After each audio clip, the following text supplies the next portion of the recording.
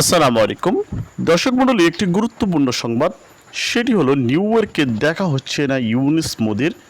তবে বাংলাদেশ ভারতের বৈঠক কবে হবে এরকমভাবে কথা বলা হচ্ছে। আসলে যেখানে জাতিসংঘের সব প্রেসিডেন্টের এক হবে, সেখানে ডক্টর ইউনূসের সঙ্গে মোদির দেখা হবে না। তো এটি নিয়ে আসলে কি বলা, চলুন আমরা বিস্তারিত এই ভিডিওতে আপনাদেরকে জানাবো।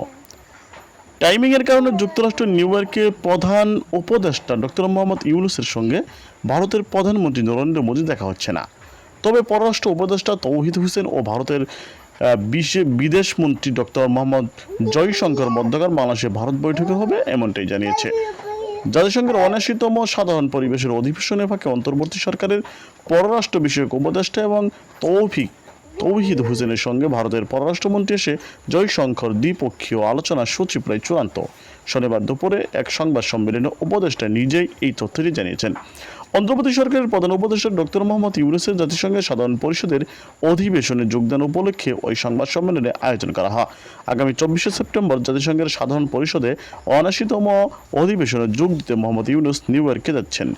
তো দর্শক মণ্ডলী, তাহলে বুঝতে পারছেন যে কেন তিনি নিউ ইয়র্কে যাচ্ছেন এবং কি কারণে মোদির সাথে দেখা হবে না। তো এই হলো ভিডিওটি।